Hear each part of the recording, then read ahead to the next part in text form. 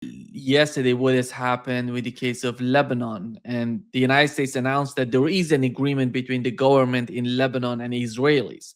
What are the points? What are the terms or the clauses of this agreement? Is this is Hezbollah must reportedly halt all attacks and withdraw from south of the Litani River. The first point. And Lebanon stated that it has no hostile intentions toward Israel and reportedly designated Hezbollah as an enemy of the Lebanese state. The Lebanese armed forces would assume exclusive security control in designated areas, excluding non-state armed groups. Both sides reaffirmed they don't seek conflict with one another and agreed to continue direct talks toward broader security and peace arrangements. And political and security negotiations are expected to resume during the weeks of June 22nd with continued US mediation. Looking at this, is that going to make sense for anybody, do you think, in Lebanon? I'm not talking about the government and the people and Hezbollah, because the problem with Israel is the fight between Hezbollah and Lebanon, and the problem of the occupation of the southern part of Lebanon is not related to Lebanese government. And how do you see the thing? Because Donald Trump is somehow desperate. He knows Iran is putting pressure on Donald Trump because they said they're going to attack the northern part of Israel.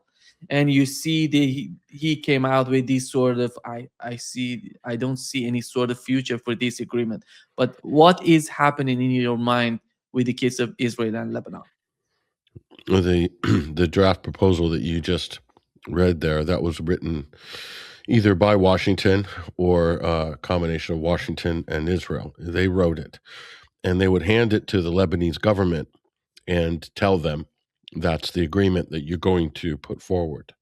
This would not, it's impossible that this would have come from Lebanon or from anyone in Lebanon, realistically speaking. And what you have in Beirut is, at the moment, what we call a trustee government.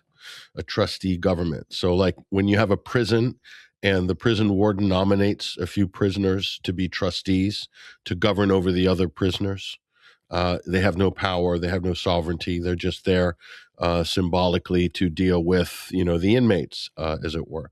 That's what Joseph Aoun and Nawaf Salam are, the president and prime minister of Lebanon at the moment. These are effectively appointed by the United States and Israel. So this is total American and Zionist control over Israel.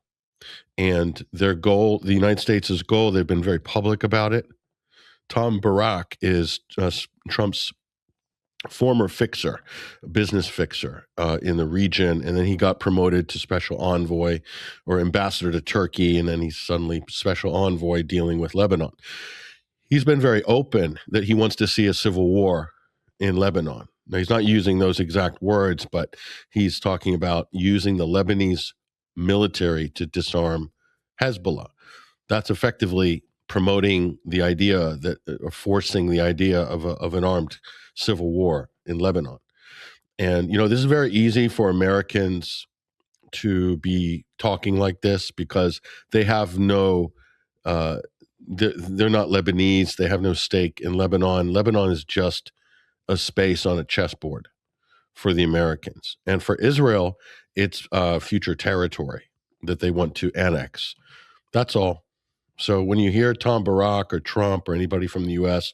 or from the Atlantic Council or the State Department, what passes for a State Department these days in America, which is basically an annex of the Israeli embassy, effectively. But when you hear this type of rhetoric, this is just basically the U.S. working with Israel, pretending to be separate parties, the U.S. pretending to want to restrain Israel, when in fact they're an absolute, completely perfect partnership. And they're reading from exactly the same page. Americans do not care about Lebanese civilians. as far as Americans are concerned, Arabs living in South Lebanon are a nuisance, and they would like to see them moved out. They would like to see that area depopulated, like Gaza and the West Bank, and to make way for more settlements, more expansion of Israel. So that's an important part of the Greater Israel Project, is the annexation of South Lebanon, not just to the Litani River, because Israel needs the fresh water source. They can't be dependent on desalination. They need Lebanon's fresh water. So they effectively, Israel has always coveted Lebanese fresh water. They want to steal it. They want to steal that river, that water, just like they've stolen the Golan Heights, just like they are planning to steal. And this is important, Nima. Uh, it's not just the Litani River. Israel would like a buffer zone above the Litani River. Why? Because it's not just about what's on land in Lebanon, it's what's offshore. And we're talking about natural gas deposits off of Lebanon. And the United States, through its various agents and financial institutions, and by creating a lot of sectarian division and arguments among Lebanese billionaires, Lebanon has not been able to exploit its natural gas deposits off the coast of the Levant. Hence, while the billionaires are arguing over who's going to get it, it's not being properly exploited.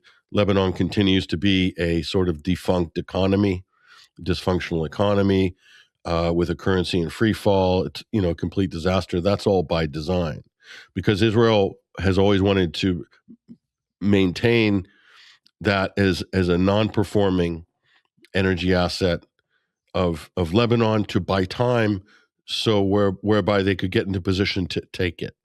And now they're very close to getting it. And that's one of the main prizes in all of this, besides fresh water, and also to steal the very, very fertile agricultural land in the south, in much the same way that the Israelis have already stolen and illegally occupied the Sheba farms. That's Lebanese territory as well. And so that's very profitable, fertile agricultural land, which Israel is seeking to take and then to eventually export product from there. And if you look at what Israel does whenever it steals territory, it very quickly goes to develop the economic assets of the lands that it steals. And then it will want to make that a performing economic asset, and that just further sort of, in their mind, justifies the fact that they're going to occupy it illegally, and they're going to take it. And they say, well, the people who were here before, the Palestinians or whoever, they weren't doing anything with this land, so we just took it, and now it's profitable, now it's developed, and it's because of us, the Israelis. So they will, if they're allowed to, they will continue this pattern of behavior into Lebanon, onshore and offshore. That's the first thing. So they've cloaked this under the idea of security. Okay.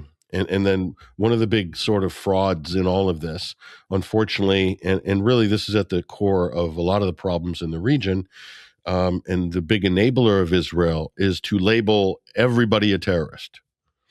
Anybody that is opposing their aggression, their occupation. And remember, Nima, Israel has, throughout all of this and years prior to October 7th, Israel has always maintained possession illegally of Lebanese territory. They never fully withdrew from South Lebanon. They still maintain illegally occupied pieces of land in South Lebanon.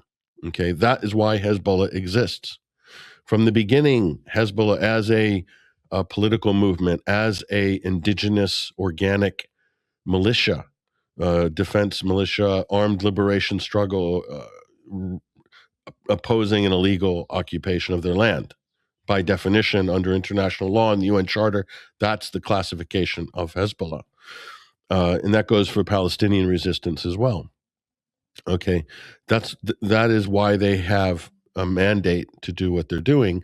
And so it's about defending the border, because the Lebanese army, what they call the Lebanese army, bless them, but they're just just a jumped up security force, domestic security force. The Americans, because of, and this is coming from Israel, one of the important roles of the Israeli lobby in America is to make sure that pressure is placed on Washington to dictate terms for the Lebanese military. Okay, what they can and what they cannot purchase as a military. Okay, and Israel has insisted that Washington impose restrictions on the Lebanese military, so they cannot have any air defense, forbidden by the Americans. So they cannot have an air force, forbidden by the Americans. That's kind of ridiculous if you think about it, but that is the actual state of play in Lebanon, because needed to have full occupational control over Lebanese airspace for the last few decades. One of the important reasons for that is Israel wanted to have access to Lebanese airspace in order to send its IDF jets into Lebanese airspace to fire missiles on Syria, okay, for 15 years, and to do it with total impunity. And if Lebanon had air defense or any ability to police their own airspace, Israel would not have been able to basically act as the moderate rebel or Al Qaeda their air force of Al Qaeda and the moderate rebels in Syria from 2011 forward, until Al Qaeda took control of Damascus with Mohammed al-Jalani. Al-Sharar, as he's called now, Ahmed al-Sharar. So Abu Muhammad al-Jalani, Ahmed al-Sharar. I think I got Yeah. that right. Right. So, yeah, so the former deputy to Abu Bakr al-Baghdadi in ISIS and the founder of Al-Qaeda Syria, who Donald Trump has lauded and invited to the White House and sprays perfume on him and does selfies. That's a head-chopping Al-Qaeda leader, okay? He benefited from Israel's air support. Okay, he and all the other terrorists backed by the United States, backed by Israel, trained and backed by Jordan, backed by Turkey, backed by France, backed by the Netherlands, backed by the UK, backed by Germany, backed by, pretty much NATO full stop, backed by Saudi Arabia, backed by Qatar, backed by the UAE, backed by Kuwait. Okay, so Lebanon's very important because that allowed for constant and very safe deployment of air missiles and munitions and so forth, hitting targets constantly in Syria. That ultimately led to it being a failed state, hitting infrastructure, claiming that they were targeting Hezbollah. So that's very important. So it's very easy to create this civil war situation in Lebanon. It's very, very easy for the United States and Israel to try to engineer this. Okay, but the fact remains, the Lebanese army, they're not equipped to fight Hezbollah. They won't. I don't believe they can credibly do that. It would lead to a sectarian civil war in Lebanon. After the country has recovered from decades of Western and Israeli imposed civil war, which the first Lebanese civil war was characterized in such a way that even Lebanese were brainwashed to think that it was between factions within Lebanon. So they're constantly suspicious, taking sides, partisan, and sectarian mentality that developed in that country, where it's very clear when you look at the history and you step back, that was a foreign. It wasn't a civil war; it was a foreign war. Lebanese was used as the battle space for it. Okay, that was really, in many ways, a war between Syria and Israel, as much as anything. And Lebanon was the battle pitch for that, and it was the United States working either behind the scenes, in the front of house, during the Reagan administration, and then later behind the scenes with USAID money, the CIA working behind the scenes. So to maintain this level of instability and dysfunction in that country. And so here we are in 2026, America, the neocons, the warmongering party led by Donald Trump and Netanyahu in Israel, they believe they're very close to achieving their ultimate goal, which is to wipe out any dissent, any resistance in the Levant. And so the problem is that it's probably not going to be practical. It's not going to work. And, the idea that you could get a Lebanese government to say that they wish no harm on Israel after Israel's been massacring Lebanese civilians, massacring people in Beirut, people in Tyre, people in right across Nabatea, right across the entirety of the South.